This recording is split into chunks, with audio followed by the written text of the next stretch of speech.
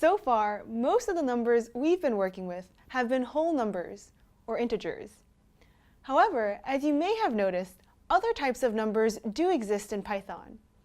Here, dividing one integer by another gives us a number that isn't an integer, 0.75. In Python and computing in general, we represent such a number as a float, which is short for floating point number. A float is a real number that uses a decimal point to allow numbers with fractional values. Even if one integer divides another exactly, the result will be a float. The int and float are actually two kinds of data types. In Python, every object you encounter will have a type. An object's type defines which operators and functions will work on that object and how they work. You can check the type of any object directly using the built-in function type. Here, you can see that the type of a number without a decimal and a number with a decimal are different in Python. To make an int, just give a whole number without a decimal point. Here is an int. To make a float, include a decimal point. If the number itself is actually a whole number, that's OK. You don't even have to put anything after the decimal point. These are both floats. An operation involving an int and a float always produces a float.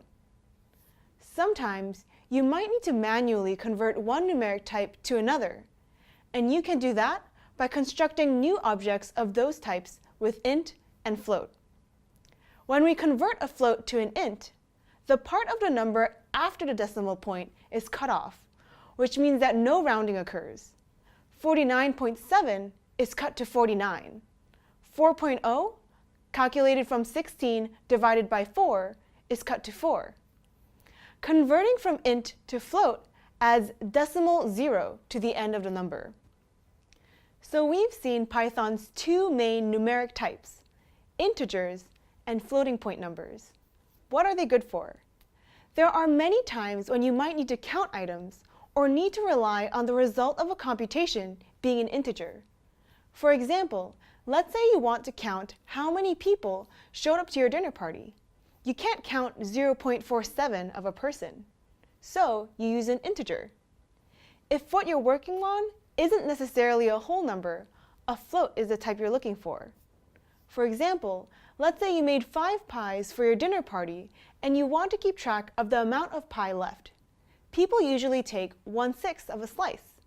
Once one slice is taken, you're down to 4.83 pies. So you use a float. Floating point numbers are approximations of the numbers they're supposed to represent. This is necessary because floats can represent an enormous range of numbers. So in order to fit numbers in computer memory, Python must use approximations. This trade-off can sometimes have surprising results. Because the float, or approximation, for 0.1 is actually slightly more than 0.1, when we add several of them together, we can see the difference between the mathematically correct answer and the one that Python creates. In most contexts, these small differences are irrelevant, but it's important to know that they're there. You can read more about this in the instructor notes.